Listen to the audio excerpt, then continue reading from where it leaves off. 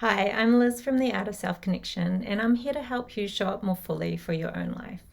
And I want to start by talking a little bit about the process of transformation. So, when I work with people to change their lives, we work with four aspects of who they are. Those are your intellect, which is your mindset, your emotions, and your emotional energy. So, we each wake up with a certain amount of emotional energy for our day, and how we use that energy, how we process the emotions that come up, and where we direct our attention on an emotional level matters a lot.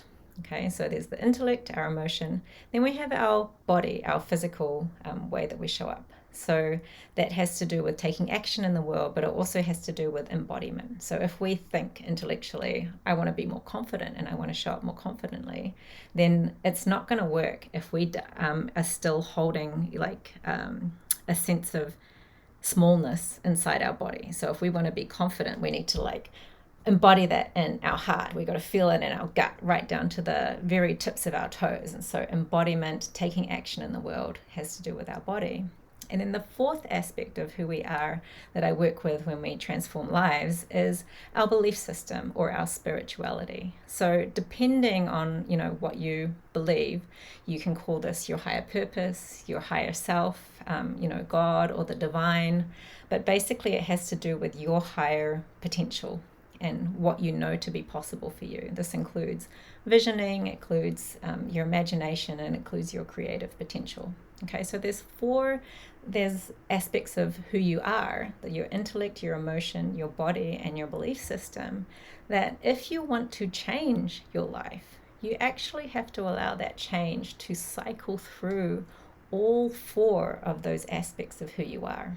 Like if you want to change your diet, if you just say, okay, I'm going to start eating carrots now, doing that on the physical body level, but you don't work through the emotions that you have around that, the emotions that you have around eating something different, learning new ways to deal with difficult emotions that you previously, dealt with your comfort food.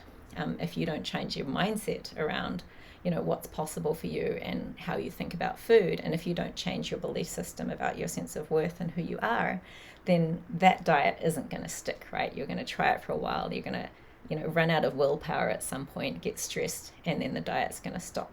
Okay, so I hope that gives you an idea of when you want to change your life. Okay, if we're wanting to show up more fully, the changes that we're stepping into need to move through not just our thoughts and our intellect, not just the theory of it, but we need to make the emotional shifts in our life that are going to come about as a result of the change. We need to take action and make the behavioral change, but also to embody the change in our whole bodies. And we need to make the shift in our belief system or in what we see to be possible for us. Okay. And what I want to talk about today in a little bit more detail is the emotions, because I find when people are really stuck in life and unable to change, often it's an emotional block, because we live in a society that focuses a lot more on the intellect and the taking action, the body, and they forget about the emotions that we need to process. And we live in a society that's not very connected to how we need to process emotions and what emotions are. So emotions are a really important aspect of our life, and actually everything that you want in life actually has to do with emotions. When you think about the things that you want, I want a better career. But why do you want a better career? It's because you want to feel better about yourself, because you want to feel purposeful in the world. It's because you want to feel joy, excitement, connection, and belonging, love. All those things that we want, they're actually emotional truths that we're seeking for. And so it's really funny that we go around in the world trying to change the outer world, but if we don't have a handle on how to process and shift our emotional truths, then we're not actually going to get where we really want to go in life. Okay. And there's three main messages that come with our emotions. So emotions are energy, first of all. We need to understand that they're, where we get a lot of our emotion. They're energy that can come up in us and that we need to use in life. And emotions are also information. Okay, emotions are always giving us information about how we're relating to the world and what's going on within us.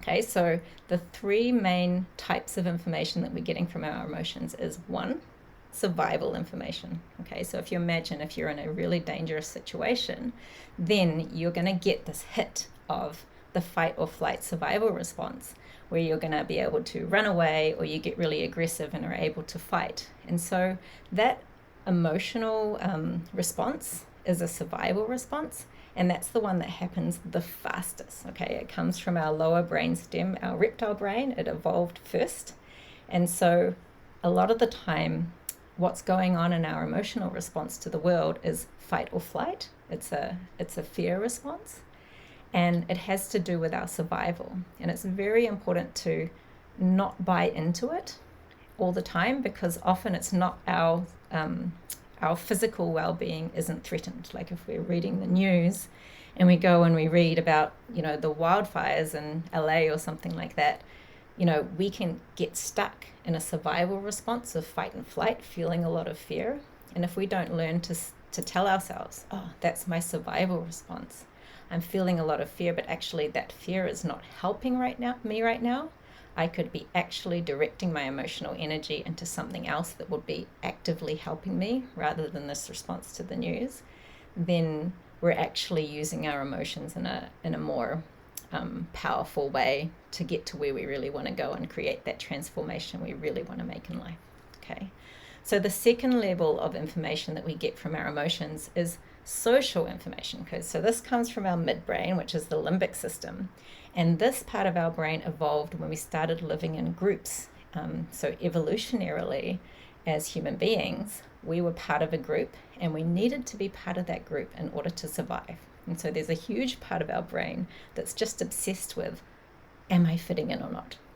And if I don't fit in, I feel bad, okay? And I start getting these emotions like a sense of worthlessness, or, fear about not fitting in, or, feeling hurt when somebody doesn't care about us. And so there's a whole bunch of emotional systems, and I won't go into the detail about it, but there's a whole bunch of feelings and emotional systems that work to keep us in a group and to keep us aligned with the groupthink. And because in the past, evolutionarily, if we didn't do that, we'd get kicked out of the group and we would die because we wouldn't have access to food. Okay, so these days it's pretty cool because we have supermarkets, and even if our group thinks we're crazy, we can still trot off to the supermarket and buy our food. And so we don't actually have to be afraid of not fitting into the group. Okay, but we still get those emotional reactions. We still get that big sense of fear, or I don't fit in or something.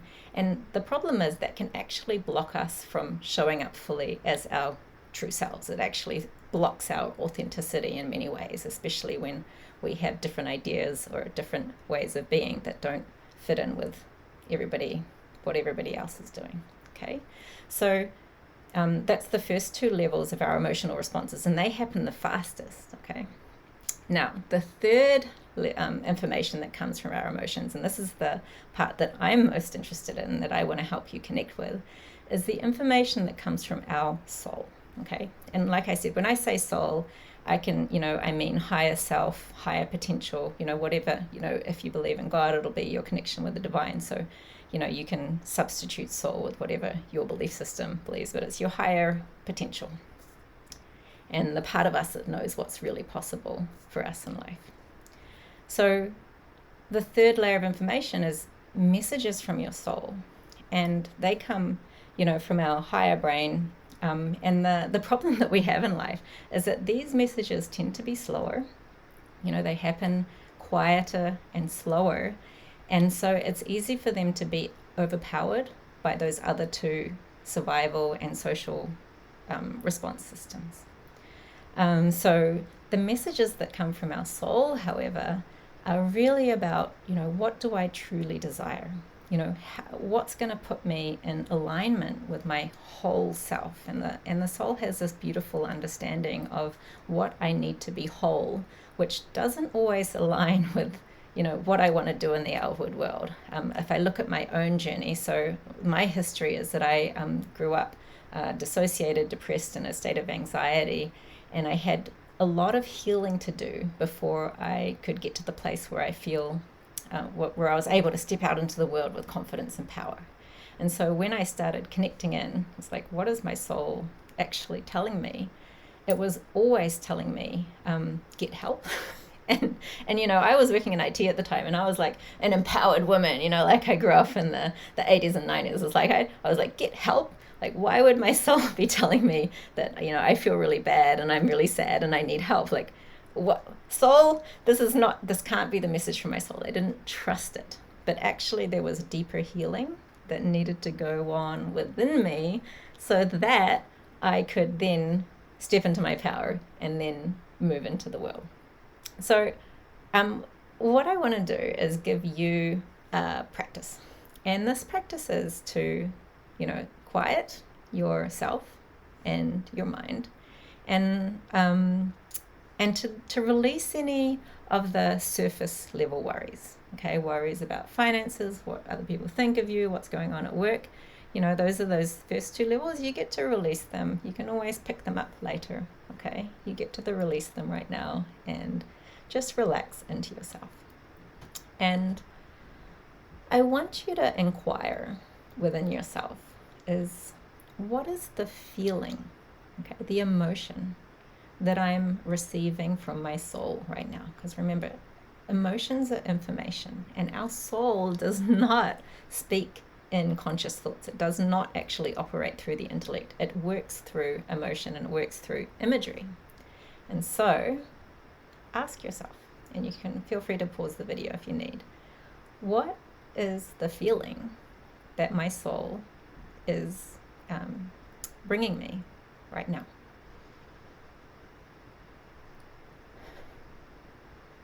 And I want you to let whatever comes be the answer, okay? Whatever comes gets to be the answer. And I'll tell you what, when I start doing this work with people, often the answer that will come is numbness. The answer that might come might be a deep sadness or dissatisfaction. The answer might be, a sense of impatience.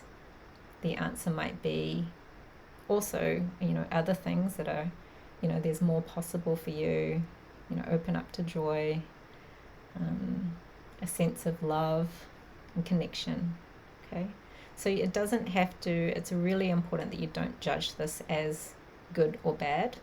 Whatever the information is coming through, there's no good or bad when it comes to emotion. The only bad emotion is an unacknowledged emotion, and an emotion that we're not willing to honor and integrate into our lives, especially when it comes from the soul. Okay. All right. So once you've got some kind of message from your soul, even if it's, I'm feeling totally numb, I'm not connected, that's really important to know, okay? Because that's your starting point, okay? And it's really interesting because many people will spend decades of their life running away from this truth. If you're disconnected within yourself, you could spend decades trying to do things in the outward world. But if you're not connected to your soul, none of it's going to have any meaning. None of it's going to help you get to where you really want to go, right? So even if you're feeling numb and disconnected, yay, it's good to know that now so that you're not wasting your time. And what I do in my work is give people more tools in order to create that connection within themselves and to come home to themselves. Okay, on the other side, maybe your soul was talking about, open up your heart, find joy, this kind of stuff. And this is the lovely thing about connecting with the soul, is that there's beautiful, beautiful, beautiful things we can do in our life. Like, we run around chasing these to-dos, but where are you bringing in a sense of joy? Okay, are you letting yourself stand outside for 10 minutes in the morning and feel the sun on your face? Are you truly enjoying that cup of coffee in the morning and letting your heart expand and open? Because part of what I'm about, we can, make these plans in our life and we can push things out into the future, but actually a huge part of living our soul's purpose in the world is being present to the current moment, opening up our heart and being able to live in the current moment. Okay, so I'm going to stop this video here because I feel like I've been talking a lot and I want to keep them, probably shorter than this in the future. But the next video I'm going to be doing it all about emotions. So if there were a certain feeling or emotion that came up that you were uncomfortable with, that video is really going to help you, because it's going to give you a model of emotions and how to work through emotions and how to deal with what we label as negative emotions and why we shouldn't be labeling them as negative. Okay, so I'm going to finish there. I'm very excited that I've done my first video, and I'll see you on the flip side. Bye.